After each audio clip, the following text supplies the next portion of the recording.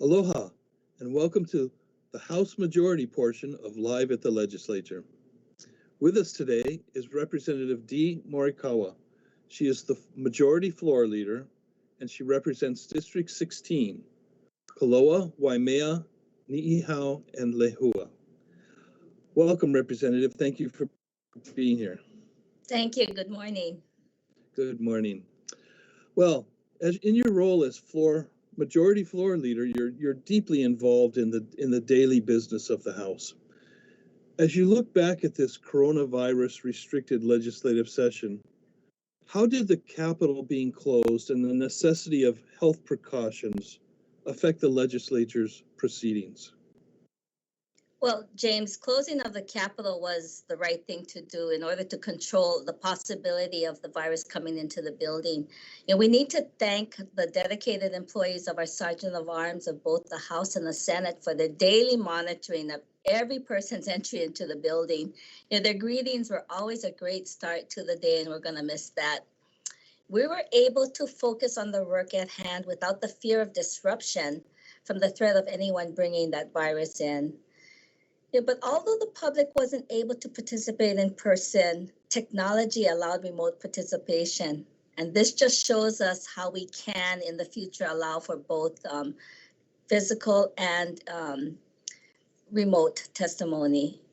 Ultimately, that's a great option for Neighbor Island residents who won't need to travel or who would never travel here to testify. When I saw in one of our hearings an elderly Hanalei man, he appeared to testify on an issue that you knew was dear to his heart. I was brought near to tears because I know that he would never come here to testify. And I could feel how proud he was to be able to share his support on the issue. So I think this is just a great, looking forward into the future, a great thing that we should really continue doing. Yeah, that made a real difference this session. I'm so happy that man was able to testify. Yeah, and many others, of course. Yeah. Well, what do you see as we end this session? What do you see as the highlights of the 2021 legislative session?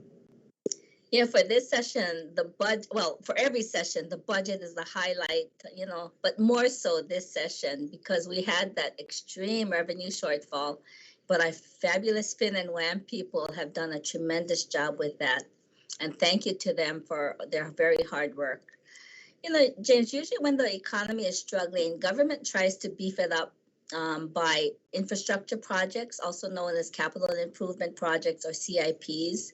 So I'm very happy to see the projects for Kauai are focused on road repair, catching up on school facilities maintenance, park and harbor improvements, and the best one to me is a significant amount of funding for a new Waimea High School gymnasium, which that gym is, we tried to figure out when it was built and we couldn't find information, but I believe it's 70 plus years old. I believe the residents of Kauai will be very pleased to see the amount of CIPs for our island. Excellent, good work. Well, I want to turn a little more locally for you. You've been a strong proponent of removing the rats from Lehua Island, which is in your district. Now that this has been accomplished, why was that important, and can we keep it rat-free? Well, James, the fact is, yes, I wanted the rats gone, but the way it was going to be done was a major concern for me, fishermen, and residents because, blanketing the whole island with the helicopter rat poison drop didn't appeal to me, although I knew that there was no other way to do it. Many people assumed that the pellets would end up in the ocean and no one knew what the consequences would be to marine life. Shortly after that drop, there were some dead fish and a few birds found around Lehua, and there was a beaching of pilot whales on Kauai, but it was never proven that the dead whales were a consequence of the poisoning. So I know now that no matter the consequence, the island is now thriving, it's rat-free, and it's just full of birds. I'm very confident that the Department of Land and Natural Resources will periodically check the island to make sure it remains rat-free. And from here forward, their rat control will not be so drastic. And I think we're in a good place today. That sounds good. Yeah, we weren't sure about the effects, but it looks like it seems to have worked. Yeah. It did. Well, during this session, what bills have you introduced that were passed that will benefit your community? Well, this year I knew it was going to be a tough year budget-wise, so I just focused on 2 resolutions and 1 bill. So the first resolution, it's HI 23, deals with Poley Holly State Park. Now, Poley Holly is a very large sandy beach that stretches for several miles on the west side of my district. So I tried to introduce a bill to make it legal to drive on that beach, because it's illegal to drive on any beach. And at the same time, we needed to control the amount of vehicles allowed. Last year, because of the pandemic, many people were out of work, kids out of school, and there were a couple of weekends where hundreds of vehicles were on the beach. The restrooms just couldn't handle the capacity. There was damage to the dunes that are very a sacred place for the Hawaiian families. So this legislation was a way to try to control the overuse, but the backlash by the public proved that this isn't an issue ready to be dealt with. So this resolution will form a community group of all stakeholders to discuss a way forward for the best use of this beautiful state park. And then I also introduced an HCR 37, which addresses traffic congestion on Kaumuli'i Highway. On Kauai, we have 1 highway. It goes from north to west. So Kuhio Highway is from the north to Lehua, and from Lehua to far west is Kaumuli'i. So of course we have many areas of congestion because of that 1 road. But in my district, Kalaheo and the Maluhia Tree Tunnel seem to be the most problematic. And this resolution encourages the state and county to conduct a study to help alleviate that traffic congestion. And lastly, and what I'm most proud of, is a spur bill, HB 119. It's assisting an organization called Kauna Leva.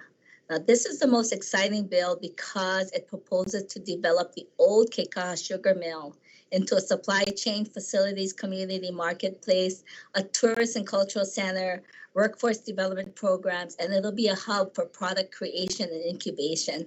Now, this is a project totally supported by the community, and so many are anxious and excited to see this dream finally come true. Wow, that sounds exciting. I love projects like that make the community a better place to live. Well, with the end of the session just 2 days away, is there anything you'd like to say to the residents of Kauai?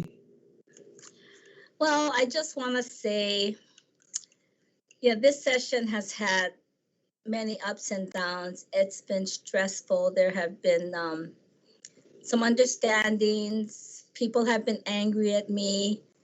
But, all I can do is say thank you for your patience and your understanding. I need their trust because things will work out. And for me, of utmost importance and priority is the public's health and safety. And that is involved in, that thought is in me for every decision that I make. Very good. Well, thank you for the work you're doing in the legislature and on Kauai, and very good talking to you. I appreciate it. So thank you for being here. I believe our time is up. We'll see you on the House floor. Thank you, James. Aloha.